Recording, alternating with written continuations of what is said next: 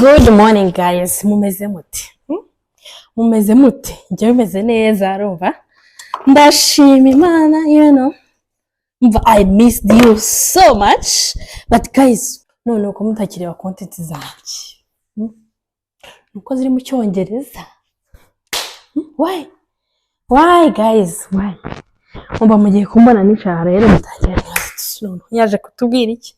Mikro yanjye ntinzimane sibyo kuko nta muriro ifite uhagije, so I'm gonna do so quick. Ndashaka ko twitegurana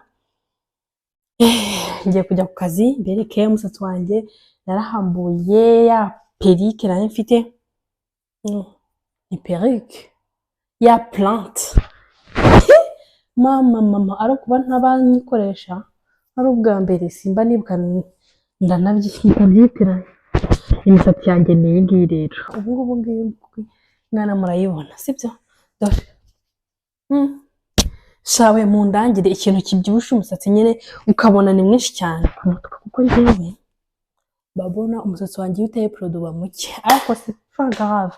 So pita no mavuta aya ngaya narabikoze muri video ngaya ni Dax ni castor oil na olive oil.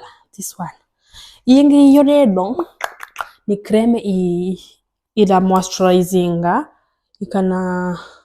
ikana hydratinga ikana strengthening. So iyi ni gel. Oh guys, iyi ni gel ngiye kubereka ukuntu nsokoza utuntu turi simple sibyo ndi kwihuta mfite gahunda nyinshi nyine kwa kundi umuntu aba ari on hurry ndi kwiruka kandi ukagenda usa neza. So but guys stay tuned buretse gato umva mbabwire I do like the smell of this shit. Oh mama it smells like expensive, like it smells so amazing guys. This one umuntu nakubwira ngo which gift can I give you, I'll get this one and you will thank me later. Nayimenye tak naratinze ariko it smells amazing umva ariko irahumura nuhura nangiza avuga ati that's so good, you smell good. So sinokwi ntago nikina nge ntago njya nikina ibintu bihari ndabivuga iyo nishimye I say it, iyo mbabaye urabibona ntago nikina urumva ariko it smells good. Yes, so we're gonna go into the action. Fata yangaye yoroshye urumva fataho duke, you see duke cyane. Aya ngana amavuta nyine ameze nk'amavuta yo ku ruhu sibyo ariko nayo umusatsi niyo nkoresha ku muhungu wanjye normally nayaguze ko ari umuhungu wanjye ariko nanjye ndayaprofita kuko ni meza cyane sibyo ngashyiramo gutya inyuma hano mujye muhatinda hano mu irugu kubera haba hagera amazi kenshi iyo turimo turoga hari igihe usanga utapfutse neza rero imisatsi yaho iyo utayisize amavuta neza kenshi na kenshi usanga yarumye kubera ko amazi aba yarayikuyemo amavuta, so iyo utongeye kuhasiga biruma.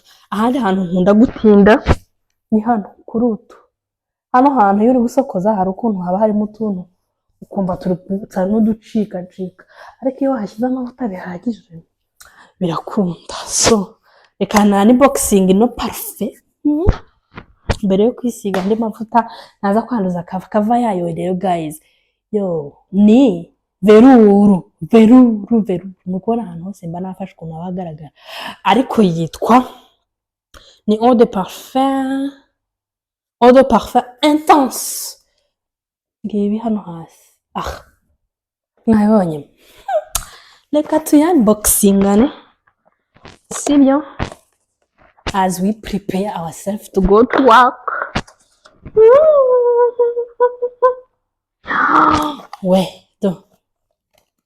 Gutya imeze guys, harimo akantu gasepara tuno tuguru aya ngo ni umukobwa ucuramye ukuramo kano kantu iraprotege n'abantu mbabwire mwebwe muri kurira gutya mukagira ngo ni ibintu biri simple mukagira ngo ni akantu fake. Chill, calm down. I'm so happy. Yo, kuyifungura reka twitere. Yo guys mwese murahumura cyangwa mumenye ibindeba. Yeah. Oh my god, nanjye ubwanjye niteye gakeya kako mbere yo kujya mu kazi ndabanza nkabonana na wa muhungu nabyaye, sibyo? Ntago rero mbashaka kumuhuma amazuru kubera aracyari mutoya. Umva ndahumura sinikora. Urumva ko hari imbeho rero imisatsi yanjye ndayidrata cyane, so mpita mfata, urabona hari anafashe duke cyane ahanga, mpita mfata yangaya nkahita mfata naho makeya just kugira ngo umusatsi wanjye hano. Ibi mbikora like once in a week kubera ko imisatsi ntago ari byiza guhozamo amavuta iteye produit. Murabona ikiza cy'iki gikotoro ntago kimeze nk'igikotoro uhita ugira ngo ni oil, you know. Ubundi ndaza sasa kino nkakimasa hasi ku buryo hasa neza. Ukuyibona, you know. Ngiye guca umurongo w'imbere ndangiza uyu munsi ndafunga shinyo kuko mu kazi kanjye n'imisatsi ntago byahura, ibintu nkora n'imisatsi it's not as much. So ngiye guca mu murongo ariko bantumwe. First of all ngiye kwereka ibisokozo bitatu bine ngira ngo bitandukanye. Igisokozo cya mbere nkoza mu mutwe ni iki ngiki. Murabona ukuntu ari kinini, iyo ntakoresheje iki ngiki kuko mfite kino nkoresha hano kugira ngo mbaze ntandukanye imisatsi yanjye nubwo yaba irimo produit. Uba ugomba kubikora kuko bituma udaca umusatsi wawe, kuko iyo ugeze ahantu hafatanye ibi bintu binini bihatandukanya utabanje kwibabaza ngo uce umusatsi. Icya kabiri nkoresha hano naha, murabona ko bitandukanye. Icya gatatu this brush kino awana ni sawa cyane gita kikuramburira byambya. Hanyuma iyo ngiye kulayinga imisatsi yanjye nkoresha this brush, ndayisokoza gutya ubundi kugira bakugira ngo ncungare n'iyi mikoro itanzimiraho. Numva I'm combing them. Narangiza nibagiye kuyicomeka inshyiranamo umuriro.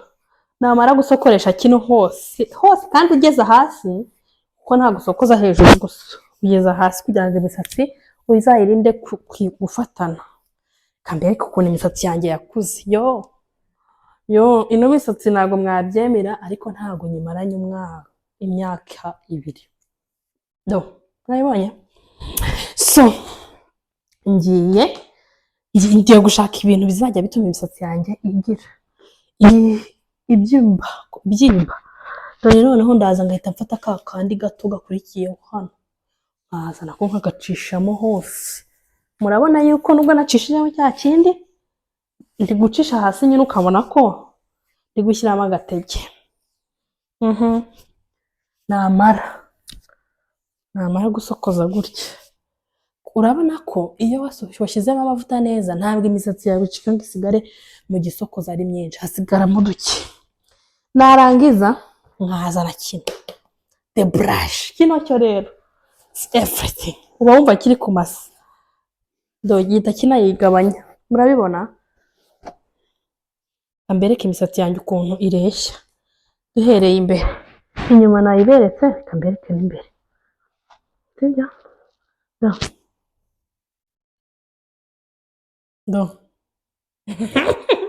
Kandi ngewe iyo nteye produit nkata hano hasi. Nintaterwa n'umwuka mibi ngo nogoshe. Ngiye ndogosha mwabana umwe. Ndogosha nkongera nkogosha. Pfa kuba ncokoje nkumva birambangamiye cyangwa ngasokoza nk'igisokozo rimwe kigafata nk'ahantu. Bitambisoza. Umukwaferi ubwo nyine ahita abona umukiriya. Ngitangenda kankurira w'ubuzire.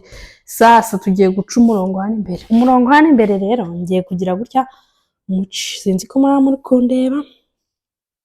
ariko muri hangana nta kundi nabagenza, ngomba kuwucamo. Muri kumbara se simbizi.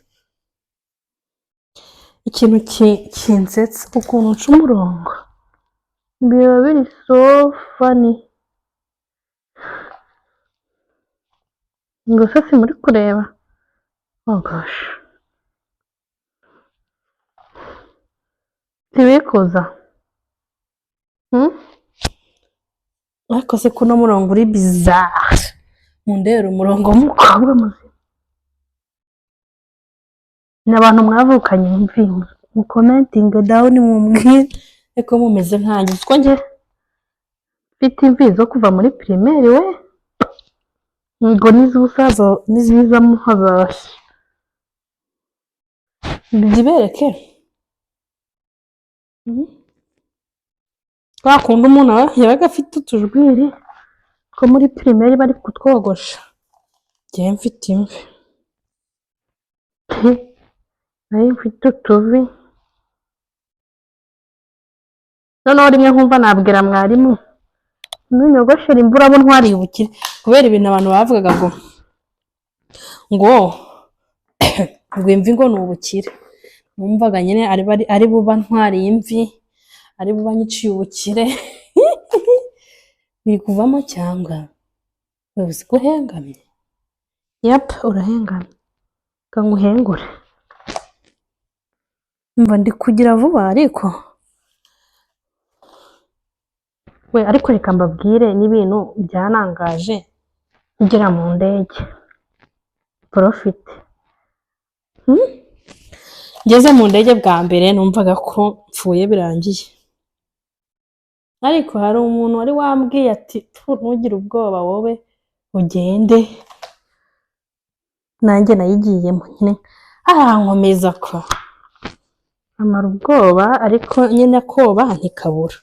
Ni experience ugize bwa mbere ntago ari ibintu wanyuzemo ntikabura. Noneho nari nagize umugisha bari bampaye bamfatiye umwanya sha. Nari ndi mu ndege ya KLM ni kompanyi ya Air France. Urukumva niba yo yitwa Air France niba ari kompanyi nzi ko ari Faransa. Urumva iyo ndege ni sawa. Mva ndangije nkugirira iki ako akaranyica. N'ubwa mbere nari ngiye mu ndege nta phone nari mfite sinanabereka n'ifoto wenda ngo murebe. Nta phone nari mfite nari nayisigiye ma petite sœur. Ukumva uva ngeze mu ndege nkazanya nibase abantu ko bari kujya muri toilette mugani. Byibaza nanjye ngezemo mwambonye wa murongo wanjye sinawuciye. Ubusasa ngiye hano imbere ndahasore ndaza kugira gutya neza. Noneho inyuma ngira gutya mbere gutya kugira ngo murebe. Hano mfite akantu akaraba band nakabonye ndaza nkagira gutya. Nkunda kuzamura kuko shinyo yo hasi ntago ngere nyikunda. Nkunda shinyo irimo hano mu gahore hose umva gamindukire niba mwabibonye sinzi. So iyo ngeze hano nza gutya fata ka karoso sasa kano ko na karoso vraiment nkagira gutya. Noneho imisatsi murabona ko ihita iryama kweri. Nzakora video neza mbibereke gutya. Narangiza nkaza n'inyuma gutya. Noneho ndaza gutya sibyo nkashyiramo akarababand ariko si kano karababand murabona ngafatishe cyane kwa ndagafatisha ariko kubera ko mbanzi ko nshobora kugakuramo nk'akajastinga ntago ngafatishe cyane.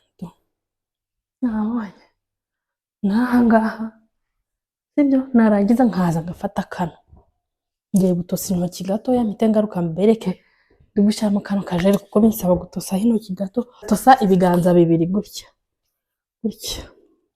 Hano kari colorless, nubwo uri kubona agasapapo ninkoramo do muze mureba, kari like transparent. Urabona akantu mfashe hano do si gakeya, dore ukuntu kangana. Ndaza nkagafurota mu ntoki neza rwose. Icyiza cy'aka kantu nta nubwo gasigara mu mutwe ngo cyagiye ngo nujya koga ngo nupfayo ngo biragusaba kujya koga mu mutwe ya oya. Do ngira gutya n'inyuma,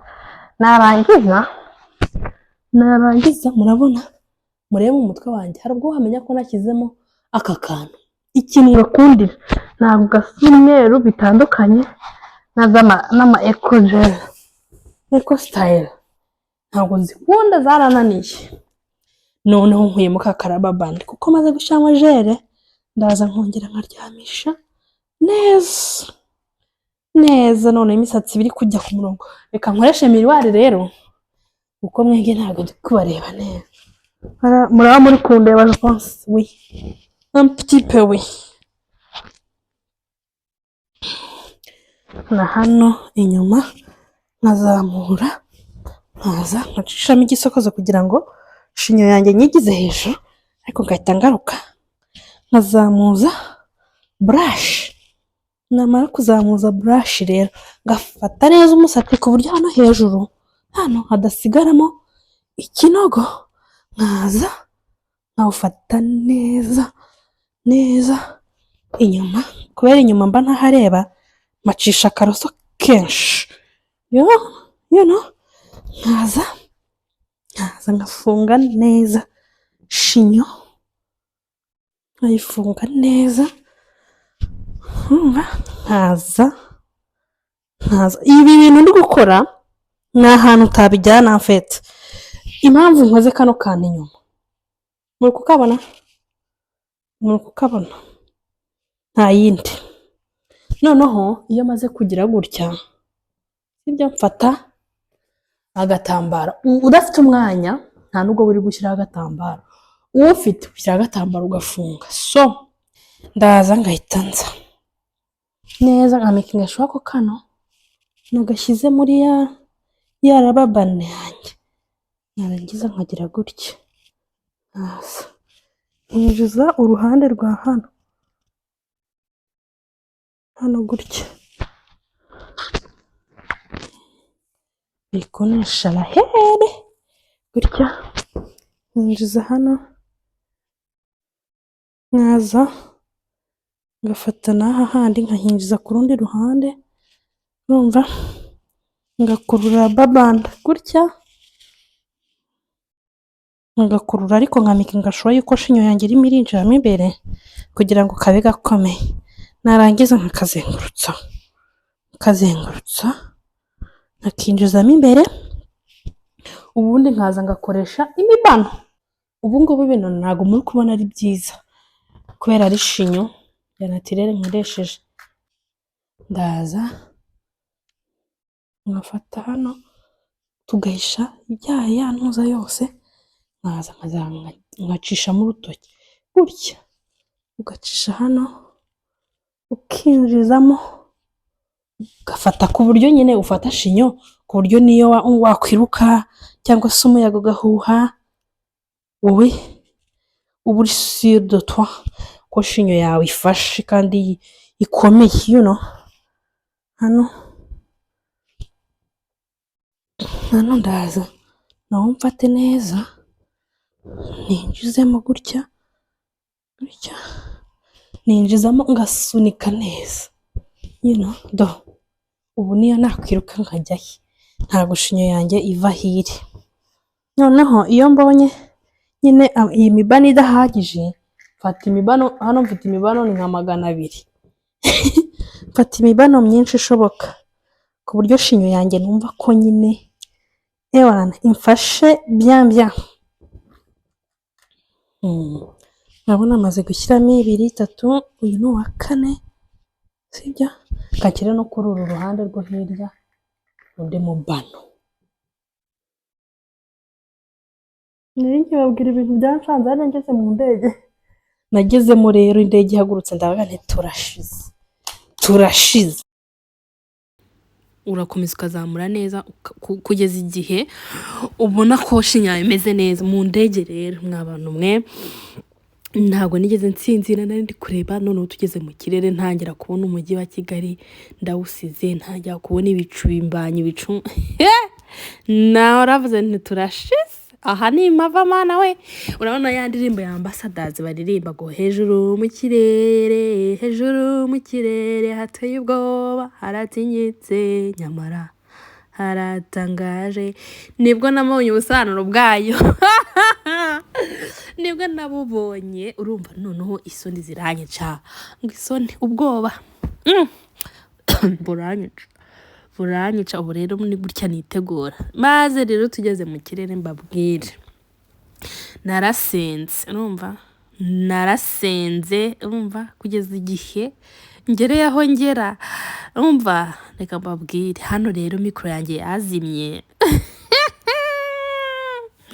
mikoro yanjye yifashe irazima imaze kuzima ubu nyine ndaruririmba ubu nyine niyo mpamvu ndi gukoresha ijwi ndi kwasobanura ukuntu ibintu byanshanze mu ndege nageze mu ndege sha ubwa buranyica sinasinzira ndarebaguzwa baba baduhaye ibiryo turarya nari ndi excited yo guhura n'abantu nanjye kureba cyane nanabashimira cyane thank you so much for making this happen kuko byaranejeje cyane bwari ubwa mbere urumva ariko nari nsekeje biteye isoni ya rero ubu ngubu maze gufata umwanzuro nyine wo kuzajya ntera produit ndi kuvanga ibintu by'igihe nagendeye mu ndege n'ibi ngibi by'umusatsi kuko ndi kubereka ukuntu ushobora kwitegura vuba ugahita ujya ku kazi usa neza reka mbabwire nadesize gutera produit kubera yuko imisatsi ya naturelle nari nyitunze igihe kirekire nari naniwe gusokoza nari naniwe kujya gusukwa nkumva ngiye gusara ntera produit niyo mpamvu umuntu nateye produit rero mwakoze cyane kureba video yanjye mwakoze cyane kubana nanjye ibintu byanshanze mu ndege ni byinshi nagiye muri toilette ndareba mbona ni nka toilette neza rwose nziza isanzwe umva ibintu byose nabonaga biri new to me ari bishyashya ari byiza by the way shamba bwiza ukuri rwose imva n'ubwa mbere nari nyigenzemo nari umururu niba ari ubwa mbere nawe wari ugenze mu ndege please comment down below mumbwire what was your experience kuko njyewe it was funny umva no abantu baravuga ngo bajya mu ndege ngo yahaguruka ngo indege yahaguruka nyine abantu bagapanika guys why did you panic nje ntago nari ndi panicked nari ndi excited nari nishimiye cyane kwinjira mu ndege nari nishimiye cyane kujya kureba umuntu nari ngiye kureba guys nari nishimye byatari ariko reka babwize ukuri this life is short sibyo abantu bose ndashaka kubabwira ngo mujye mubaho mushima Imana ubuzima ni butoya urabona muri iyi si hari igihe uhura n'ibibazo ugasanga urihebye ugasanga ufite amaganya ariko reka mbabwize ukuri mu ijuru hari Imana niba nanagenze mu ndege you can do that for me it was a dream ndabizi benshi muranseka mumbwe ngo ndi umuturage no it was a dream for me kuva nyiri umwana numvaga nshaka kugenda mu ndege nyine nkamenya iyo experience urumva nakuze nkunda kugenda mu modoka yebaba we basaza banjye bazana imodoka papa yazana imodoka nkavuga ati yo mwamba bariye mukamu umunyenga nakundaga umunyenga yo ubwo rero nagiye mu ndege numva ndishimye cyane so rero reka mbabwire ikintu we gisigaye giteye ubwoba mundebe neza munyitegereze abantu mumbwira ngo nditukuza muraho neza yo ntabwo nitukuza for sure gutya nsa reka mbegere neza murebe byaransekeje kubona muvuga ngo nditukuza biransetsa kuko yo ndikwigiza ino rimyeri kugira ngo mbiyereke neza mundebe ukuntu nsa umuntu witukuza nagasa kunutsa so nguko rero ukuntu mbigenza nkajya ku kazi nsa neza kandi bitampenze nagiye muri salon bitanangoye. Okay, nzi gukora ishinyo, nzi gukora n'izindi postishe cyangwa nkarekura imisatsi cyangwa se ugashyiramo ibigudi guys. Abantu mukunda ibigudi comment down below, ntago ngiye ndabyishyiriramo ariko nshaka kuzabyiga nkazanshiramo ibigudi kuko ngora wavy ariko ntago ibigudi ndabikoresha, nta nibyo ngira. Kera nari mfite ibigudi sinzi ahantu nabishyize. Yeah, so thank you so much for watching, thank you so much for commenting guys. Abantu mwakomentinze, abantu mwasubscribinze, abantu mwese mwinjiye hano kuri channel yanjye, abatarakoze subscribe, abareba video mukagarukiriza mu gace, please ndabakunda, muzagisha muyireba, sibyo?